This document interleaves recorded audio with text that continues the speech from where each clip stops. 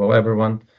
So let's start. My name is Mantas. I'm a sales manager in Software, and Ruta is our solution consultant. So today we're gonna present FRS 102 lease accounting changes, which became effective from January 1st of 2026. Today we'll briefly cover what we're seeing in practice, key challenges, and what actually works. And after that, Ruta will demonstrate a short demo how it looks in practice. So just a quick recap, the main change that the move to an on-balance sheet model, meaning companies now recognize right-of-use assets and lease liabilities, and there are still exemptions for short-term low-value leases, but overall this brings FRS 102 much closer to IFRS 16. So the big shift is that leases are now fully visible on the balance sheet. So where are companies actually today? So what we see is quite a mixed picture, I'd say. Some companies were already well prepared, well, good for them, especially those with IFRS 16 experience. Others are going through this for the first time. So, and many are still relying on the good old Excel approach. At the same time, we are already seeing the impact. Balance sheets are changing, auditors are asking more questions, and there are effects on KPIs and covenants. So what's becoming clear that even after implementing new lease accounting model, the real challenge starts after go live. So managing everything on daily basis is the main thing. Now let's take a look at the main challenges. First is data. So many companies struggle with incomplete scattered lease data, and so things like discount rates, lease terms, variable payments, and still causing inconsistencies. Third, ongoing complexity. So it's not just initial recognition, it's lease modifications, reassessments, indexation, all of which actually require continuous updates. And of course, tools. So Excel is still very widely used. I would say most popular lease accounting tool, still Excel. So it has its, of course, limitations, which are apparent. So high error risk, manual processes, and lack of audit trail. So the key takeaway here is the challenge is just no longer just understanding the rules. It's about keeping them under control in practice. Let's take a look what actually works in practice. So we see few clear best practices. Companies that succeed tend to centralize their lease data, standardize assumptions like discount rates, and build repeatable processes instead of just one-off fixes. And importantly, they ensure proper documentation and audit trail. So one example is our UK client Enva, who implemented SOFT4Lessee and achieved easier reporting, stronger audit confidence, and smoother, more efficient finance processes. What we're seeing now is major focus in three key areas, which are accuracy, efficiency, and control.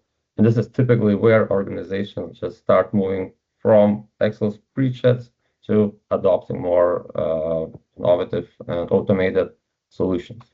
So now that we've talked what works in practice, centralizing data, standardizing processes, and ensuring control, the real question is how we do that day to day. So my colleague Ruta will do a short demo, and I hope you will find it useful. Okay, so yeah, I am Ruta, and I'm going to be showing you around a dedicated lease accounting system. So here we have SOFT4Lessee that can take care of your IFRS 16 lease accounting. So like previously mentioned, under FRS 102, leases were typically expensed, but under IFRS 16, they additionally have lease liabilities and right of use. So they move on to the balance sheet. So instead of a single lease expense for your leases, you now have to recognize liability and right of use as well.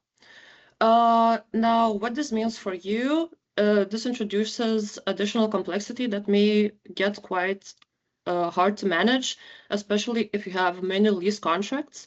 So using a dedicated system for lease accounting can prove quite useful. So first, here we go. This is the system. And one thing that I would like to show you first is a lease that you may have seen before or are more familiar with. So under IFRS 16, I would like to show you what would be considered a low value lease or a short-term lease. So I'm just going into one of them. You'll see some general information about the lease is filled in right here. But the main point is the general ledger. So here, only 1 month is posted, the current month, which is April. And as you can see, we only have 2 rows in the general ledger for the expense. So this is only the payment, and you may have seen this before. And the point of what I want to sort of get into today is that now whatever we see here, it becomes a lot more complex. So now let's actually take a look at what it means to also have balance sheet items, even and with the expense as well. So let's go into new leases. We have an example here. I'm going to open it up. And with the previous lease that we saw, we're just going to go over some of the most important fields that you have to fill in your lease agreement. Of course, a lot of them are customizable, and you may need to fill out more of them to customize the lease agreements you're liking. But let's go over the most important points. So of course, we have to say when the lease commences. So when does the lease start? Of course, we have to also describe how long the lease lasts on the lease term section. Moving on, we have to select a couple options for the payment. So in this case, this specific lease, the payment frequency for it is monthly. The payment comes in at the beginning of the rental period, and we see that the payment amount right here on the right is 1,000, and the interest rate applied is 3%. Now, when you fill out all of these fields, the system automatically takes over the calculation and gives us back 2 projections, one for liability and one for right of use. So let's take a look at the liability. So here it is. We see all of our periods for our selected lease. And the main point to look at here would be, of course, the opening and closing balances here on the right, the payment and the interest. You'll see that the interest is reduced going over time. It's because it depends on the closing balance of your liability. If we exit out of here and then move on to the right of use, you'll see quite a similar look. Again, opening, closing balances for each of our periods for the contract. And the main point is, of course, the depreciation. Why are these schedules important? Well, if we take a look at what's going on in here, you'll see that whatever is on a respective period, these numbers will appear in the respective posting in your general ledger. So you can always review what will be going on at a certain point in time. So there are both of the projections. The payment schedule is here as well, which is the expense, and it is situated a bit separate. But from here, I'd like to show you where the change actually takes place from and where it affects your accounting. So what we're going to do now is we're going to activate the lease and post a single period for it. In this case, it would be April, and see what general ledger postings we get. So first, I'm going to go to this lease and I'm going to sign it. This will allow us to then post activation entries for this lease. So now I'm going to activate it. And like this message says, we will post the initial liabilities and right of use assets to the general ledger on the commencement date that was described here in the lease agreement card. Yes, on this message. And then we see that the message says, okay, our lease was activated. So let's quickly take a look at what happened. Now with your regular lease, you saw that there were only the expense postings, but with a lease under IFRS 16, which is also recognized on the balance sheet, now we have these initial activation postings, which are essentially your initial right of use asset and liability. So in this case, we do have this row for right of use assets, and then liability here is split into current and non-current liability, and this is based on the configuration. The liability can also be a singular row. Now, let's post one period and see what kind of postings we get. So we do it from the main page here, post a GL. I will select the current or first periods. select example 3 and OK. So the message says, OK, we will post interest payments, depreciate the asset for the selected period. And here we go. And if we take a look back in the lease for what happens, you see on the bottom here, we have those activation entries that we saw before. And now here are a couple more GL entries that came in on this first period for April. See the posting date here on the left. So previously with the low value lease, we saw that there was only these 2 rows for the payments. Now, additionally, we also have to post the interest, depreciation, and if you do split your liabilities into current and non-current, we do need to post the split. So as you can see, this brings in quite a lot more complexity, as you also need to recognize both the right of use and liability on your balance sheet. Now, additionally, what a dedicated system for lease accounting can do for you is to give you a reporting functionality as well. So let's take a look at some of the reportings that you may like to look at if you would be using a dedicated system for lease accounting.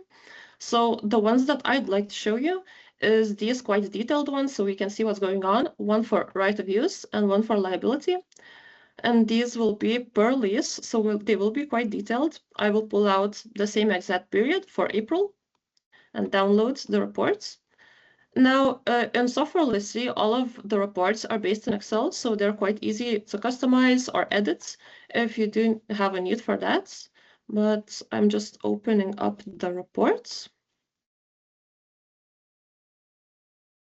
And let's just take a look at what's happening in the selected month. So first, here on the left, we do see all of the lease agreements that are in the system.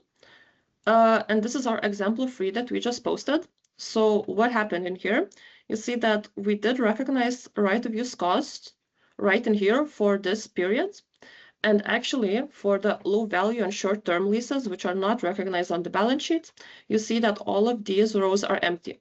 Well, it makes sense because we only recognize expenses for them.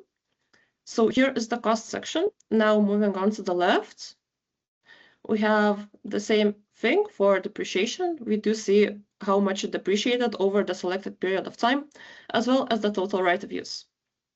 So this would be the report for right of use. And now let's review what the report looks like for liability. Again, I will be selecting the same periods and downloading the reports.